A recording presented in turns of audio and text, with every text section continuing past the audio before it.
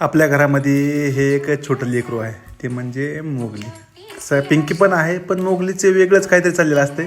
कोणी झोपलं की येऊन त्याला परेशान करायचं, त्याच्या आतरुणात शिरायचं, त्याला मधून जाऊन गुदगुल्या करायच्या, डॅन्स करून दाखवायचा, काहीतरी खोड्या करायच्या. ही असते माया. ते जर उठं ना गेलं तर मला येऊन सांगते की ते उठं ना गेले म्हणून काहीतरी करा म्हणून. मग मलाही बोलणार किंवा काहीतरी बघा, उठवा त्याला, कवर झोपत आहे ते.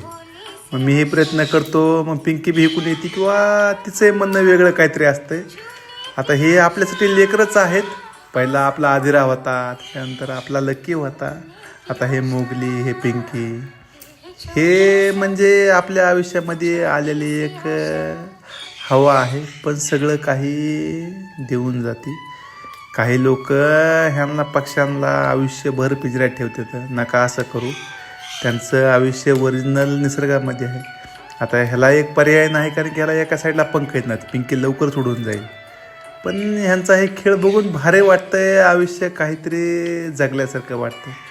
आपल्यापुरतं तर कुणीही जगत आहे, पण ह्यांच्यासाठी जगल्यानंतर हे खरंच प्रेम देतं, आपलं माया पण देतं. काय असं घरामध्ये किती जरी संकट आलं मोठं, तरी ह्यांना बघितलं की असं भारी वाटून जातंय.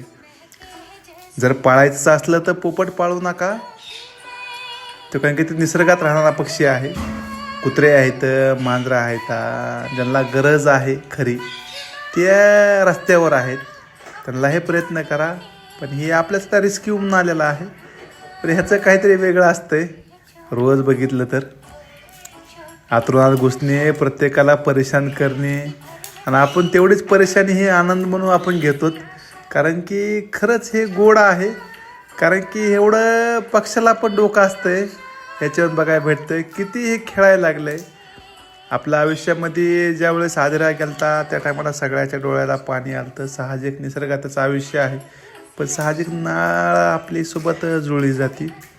आता अशीच मोगलीसोबत जुळली, पण निसर्गात सोडायसारखा आदिरा नाही, काय की त्याच्या एक साईडला पंख येत नाही. काय डॅन्स वगैरे करतंय, काय नाटकं करतंय.